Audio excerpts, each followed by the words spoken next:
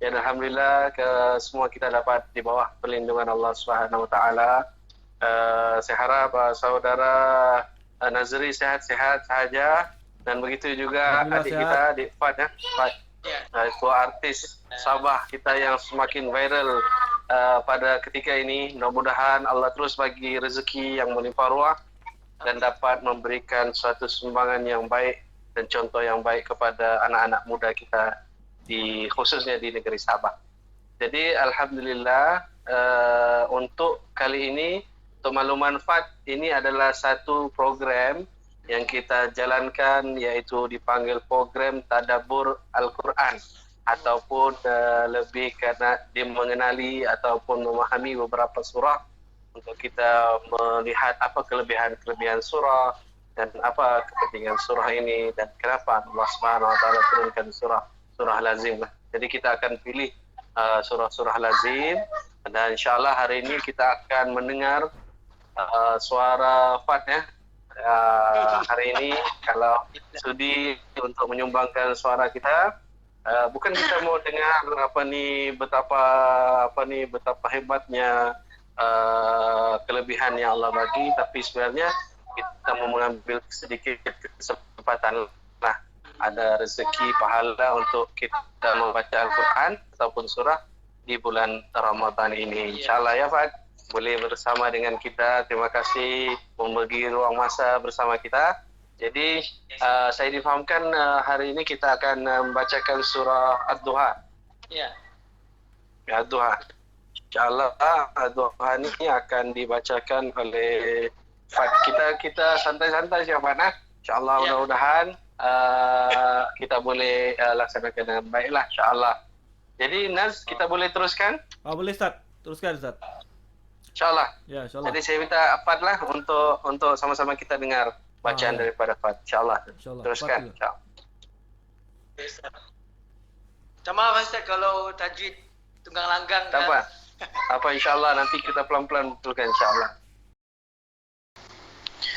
أعوذ بالله من الشيطان الرجيم بسم الله الرحمن الرحيم والضحى والليل إذا سجى ما ودعك ربك وما قلى وللآخرة خير لك من الأولى ولسوف يعطيك ربك فترضى ألم يجدك يتيما فآوى ووجدك ضالا فهدى ووجدك عائلا فأغنى فأما اليتيم فلا تقهر وأما السائل فلا تنهر وأما بنعمة ربك فحدث صدق الله العظيم. صدق الله العظيم. Masya Allah, sedapnya bacaan suara. Aduh. Baik. Alhamdulillah, syukur pada Allah Subhanahu wa taala. Jadi insyaallah kita akan dengarkan dulu dia punya terjemahan daripada terjemahan Al-Qur'an ya, daripada tafsir Al-Qur'an. Kita mula dengan Bismillahirrahmanirrahim, dengan nama Allah yang Maha Pemurah lagi Maha Penyayang. Wadduha, demi waktu duha, yakni ketika matahari naik tinggi segalanya. Ayat yang kedua, wallaili idza saja, dan demi malam apabila telah sunyi.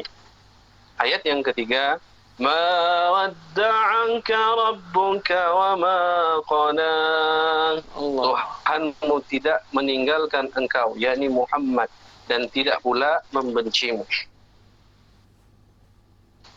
Apa maksud membencimu? Keterangan di sini ialah ketika terhentinya wahyu untuk sementara waktu, orang musyrik berkata Tuhannya, yaitu Nabi Muhammad sallallahu alaihi wasallam, telah meninggalkannya dan benci kepadanya. Maka turunlah ayat ini untuk membantah perkataan orang musyrik itu. Okey. Seterusnya ayat yang keempat. Walal akhiratu khairun laka minal ula. Dan sesungguhnya yang kemudian itu telah baik bagimu daripada permulaan. Okey. Ayat yang kelima. Wala sawfa yu'tika rabbuka fatarda.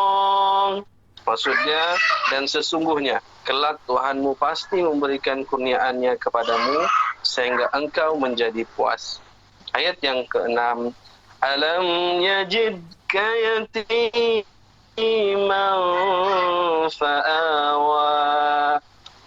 Bukankah dia mendapatmu sebagai seorang yatim, lalu dia melindungi.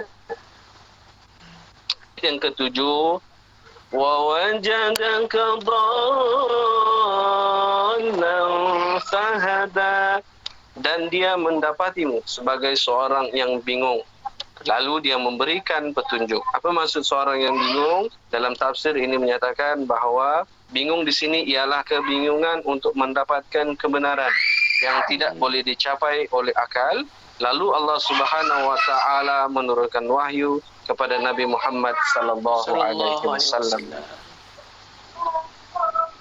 Seterusnya ayat yang ke-8, wa wajadaka 'ailan fa'aghna. Dan dia mendapatmu sebagai seorang yang kekurangan, lalu dia memberikan kecukupan. Ayat yang ke-9, wa ammal yatima fala taqhar. Maka terhadap anak yatim janganlah engkau berlaku sewenang-wenangnya. Ayat yang ke-10, wa ammas sa'ila fala tanhar. Dan terhadap orang yang meminta-minta janganlah engkau mengherdiknya.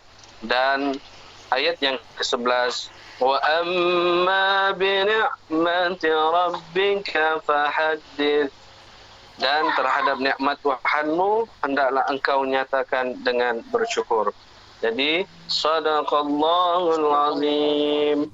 Benarlah kata Tuhan. Jadi insya-Allah kita akan bincang sedikit tentang surah ini, yang mana surah Ad-Duha ini di antara surah Makkiyah yang mana diturunkan di Makkah. Ya? Makkah. Surah ini adalah surah yang ke-93 mengikut tertib susunan masyaf lah, tetapi ialah surah yang terawal yang Allah Subhanahu wa taala turunkan. Okey.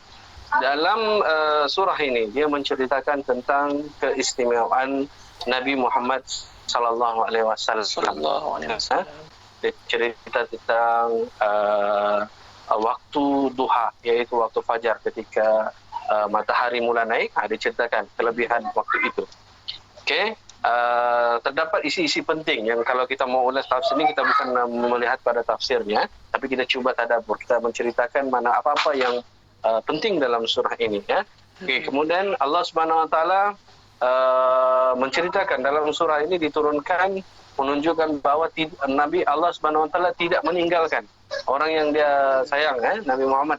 Ketika Nabi sallallahu alaihi wasallam bersedih, pada ketika itu banyak cemuhan, banyak daripada orang-orang musyrik, dan ketika itu Nabi sallallahu alaihi wasallam bersedih, maka Allah turunkan surah ini yang menunjukkan bahawa Allah tidak pernah meninggalkan Nabi sallallahu alaihi wasallam. Dan pada ketika itu juga wahyu pada ketika itu agak lambat turun. Jadi Nabi sallallahu alaihi wasallam dalam keadaan kesedihan, kemudian Allah turunkan surah ini, surah Ad-Duha. Dalam surah Ad-Duha ini menunjukkan ialah isyarat bahawa kehidupan Nabi sallallahu alaihi wasallam dan dakwanya akan bertambah baik dan berkembang. Allah mau ceritakan bahawa satu masa nanti dakwah kamu ni akan ada yang akan datang, yang akan lebih akan berkembang selepas ini. Kemudian dalam itu juga dalam surah ini juga ceritakan tentang larangan kita menghina anak yatim dan mengherdik orang-orang yang meminta-minta, dan perintah menyebut nikmat yang diberikan Allah Subhanahu wa taala.